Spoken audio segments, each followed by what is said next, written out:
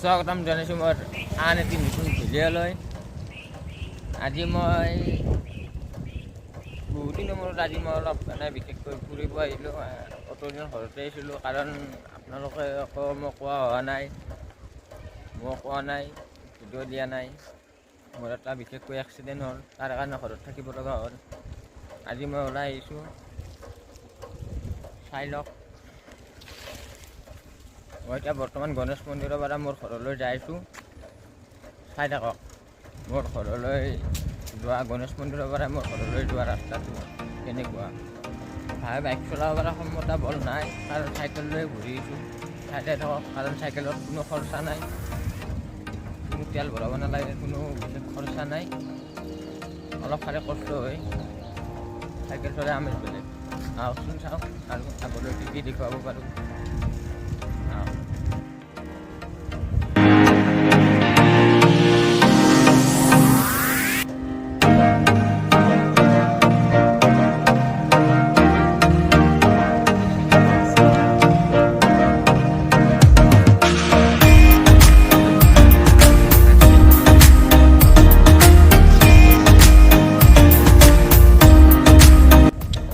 ধান কাটি শেষে কৰিলে, চাই লওক গাইছ। ধানবোৰ গোটাই পকিলে, ধান কাটিবোৰ হ'ল আৰু খেলাৰ টাইমো আহি গ'ল, আৰু ক্ৰিকেট খেলাৰ টাইমো আহি গ'ল গাইছ। আৰু ক্ৰিকেট খেলিব পাৰিম আৰু ধানবিলাক গোটা কাটিলে পথাৰবিলাক গোটা খালী হ'ল আৰু মোটামুটি বিৰাট খেলাই কথা গাইছ। চাওকচোন মোৰ ঘৰলৈ যোৱা ৰাস্তাটো কেনেকুৱা।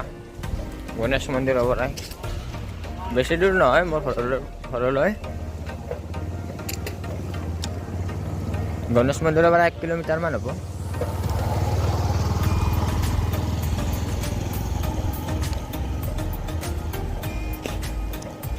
গণেশ মন্দিৰৰ পৰা মোৰ ঘৰলৈ যোৱা ৰাস্তাটো মাত্ৰ 1 কিলোমিটাৰ হ'ব।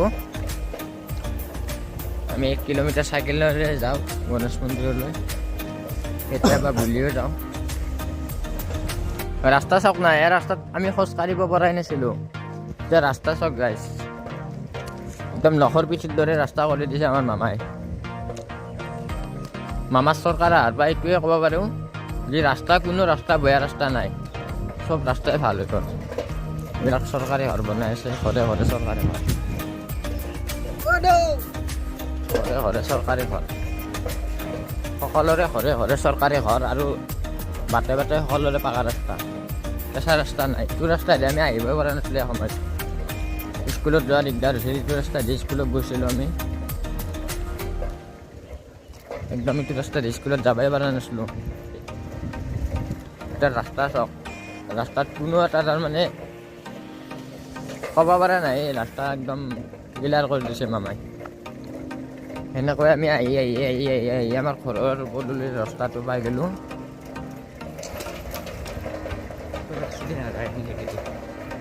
আৰু মোৰ বিশেষকৈ এক্সিডেণ্ট হোৱা জেগাখিনি এইবিলাক গ্লাছ টুকা পৰিছে, ইয়াতে মোৰ এক্সিডেণ্ট হৈছিল। ইয়াতে মই খুন্দাইছিলোঁ ৰিক্সাখনেৰে।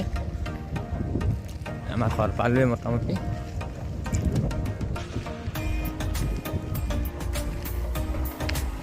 ফাইনেলি ঘৰ আহি পাই গ'লোঁ। এইটো আমাৰ ঘৰ, চৰকাৰী ঘৰ পাইছোঁ, এইটো চৰকাৰী ঘৰ বনাই আছোঁ। এনেকৈ আমি ঘৰ আহি পালোঁ।